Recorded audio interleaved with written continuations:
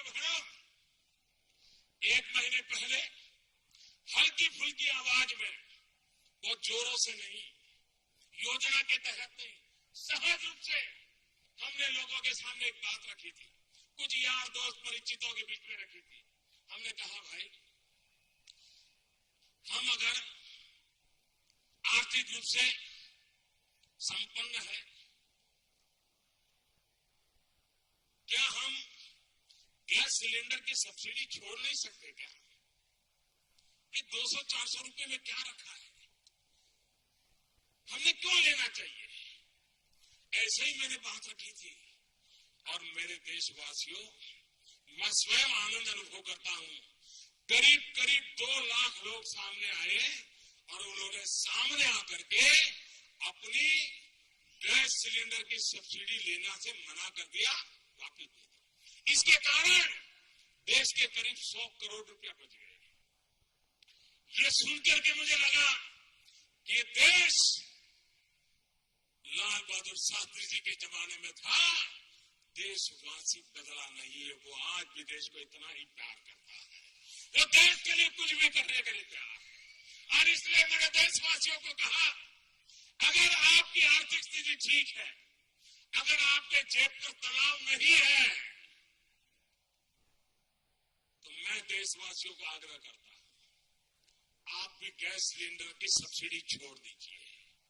और मैं ये गैस सिलेंडर की सब्सिडी आप छोड़ेंगे, जो पैसा बचेगा वो सरकारी खजाने में जमा नहीं करूंगा, मैं आपको वादा करता हूं। मतलब घर में नहीं ले जाऊंगा। क्या करूंगा? अगर आप मानो बंगलुरु के 2 लाख लोग ये गैस सिलेंडर की सब्सिडी छोड़ देते हैं, तो मैं 2 लाख परिवार ऐसे ढूंढूंगा जो गरीब है, जो घर में लकड़ी जला करके चूल्हा जलाते हैं, घर में धुआं होता है और बच्चे बीमार हो जाते हैं। क्या उन गरीबों को, उन बच्चों को, उस मां को जो लकड़ी जला जला करके धुएं में खाना पका रही है, क्या 21वीं सदी में मेरे देश में ऐसे परिवारों को ऐसे जीने के लिए मजबूर करना चाहिए? क्या उनको उसके नसीब पे छोड़ना चाहिए? क्या उनको इनसे मुसीबतों से बाहर लाना चाहिए कि नहीं लाना चाहिए? क्या उन बच्चों को बीमार होने से बचाना चाहिए कि नहीं बचाना चाहिए? लकड़ी जला करके धुएं में गुजारा करने वाली उस मां की मदद करनी चाहिए कि नहीं करनी चाहिए? और इसलिए मैं देशवासियों कहता हूं, ये जो गैस सिलेंडर की सब्सिडी बचेगी, वो गैस सिलेंडर उन गरीब परिवारों को दे दिया जाएगा, सब्सिडी उनको ट्रांसफर की जाएगी जिनके घर में लकड़ी के कारण चूल्हा जलाया जाता है, जिसको धुएं में बच्चों को बड़ा करना पड़ता है।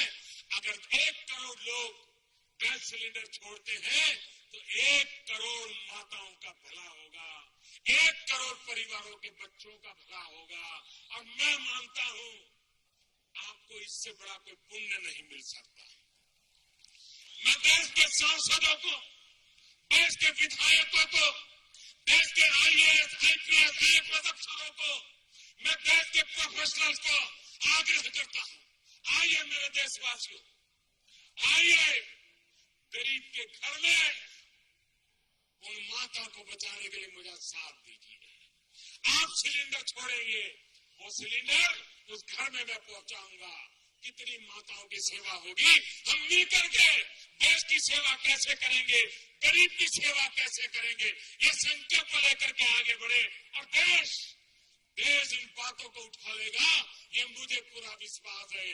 जैसे स्वच्छता की बात को उठा लिया, बेटी बचाओ बेटी पढ़ाओ की बात को उठा लिया, उसी प्रकार से किरीटम देने का भी आनंद लो, छोड़ने का भी आनंद लो, किसी के लिए कुछ देने की दिशा में आगे बढ़ो। आओ 125 करोड़ देशवासी मिलकर के हम भारत का भाग्य बढ़ाएं।